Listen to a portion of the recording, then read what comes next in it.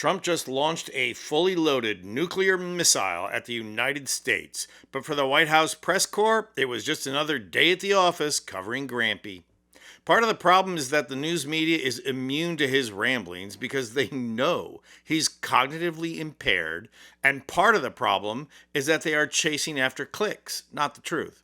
And as a result, the press corps and corporate media in general fail to realize what everybody else knows, that with Trump, every lie is a confession and every pronouncement is a plan. So I'm going to show what Trump said in the White House this morning, and if it doesn't have you planning your escape route to Canada or Mexico, then it should. Trump has the military on the streets of LA, on the streets of DC, and has announced that Chicago is next. And still, the press calls it a crackdown on crime.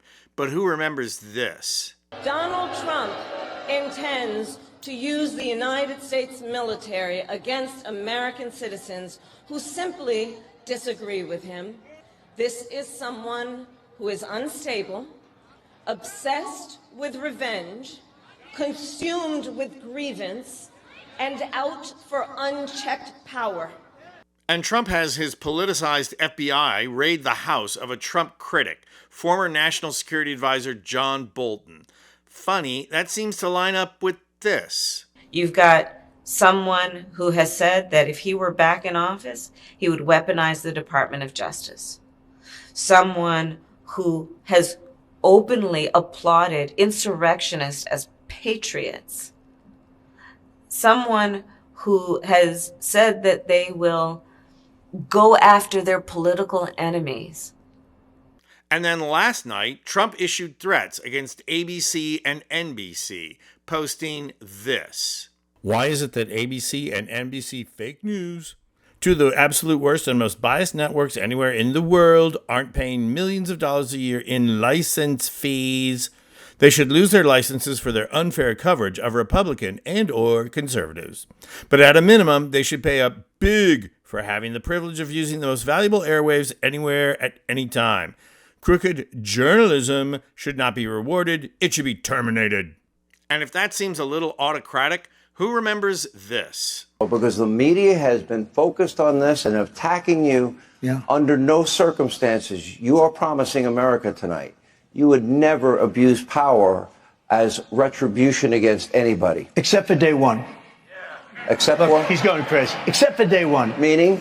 I want to close the border and I want to drill. That's not retribution. I'm gonna be, you know, he keeps, we love this guy. He says, you're not gonna be a dictator, are you? I said, no, other than day one.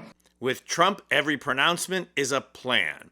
And over the last couple of months, that plan is coming together. Trump is clearly and unequivocally becoming a dictator, and the media is ho-humming it to death. Only the death is the death of our democracy. Because today, Trump made clear that it was not just campaign rhetoric. Here is what Trump said today in the Oval Office, but make sure you're sitting down. A lot of people are saying maybe we like a dictator. I don't like a dictator. I'm not a dictator. I'm a man with great common sense and I'm a smart person. Now, every media outlet in the world should be clanging its 5-alarm bells. Think his little Grampy musings there is just Trump being Trump? It's not. It's a test balloon. He's done it before. It's fully intended to see how the media react and how the Heartland voters will react. And if you still think Trump is just poking a jab at the media, trying to get a rise out of people, or some other lame excuse, take a look at what Trump also did today. Lastly, sir, this is an executive order on flag burning. It charges your attorney general. Would you listen to this? This is very important. Flag burning. All over the country, they're burning flags. All over the world, they burn the American flag. And as you know, through a very sad court, I guess it was a 5-4 decision, they called it freedom of speech. But there's another reason, which is perhaps much more important. It's called death. Because what happens when you burn a flag is the area goes crazy. And what the penalty is going to be, if you burn a flag, you get 1 year in jail, no early exits, no nothing. Yep, that's Trump signing an executive order saying anyone who burns a flag goes to jail. And standing right beside him is the lowest IQ attorney general in the history of this country. Forget for the moment that the Supreme Court has already ruled that flag burning is constitutionally protected free speech. Just bracket that off for the moment.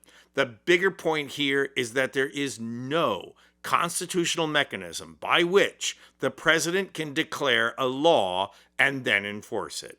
It is simply not within the purview of the president, and if Pam Bondi doesn't know that, then the DC Bar Association needs to pull her license now.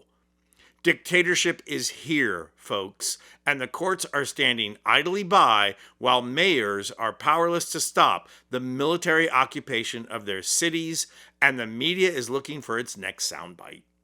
No one is coming to save us, folks. It's time to start organizing.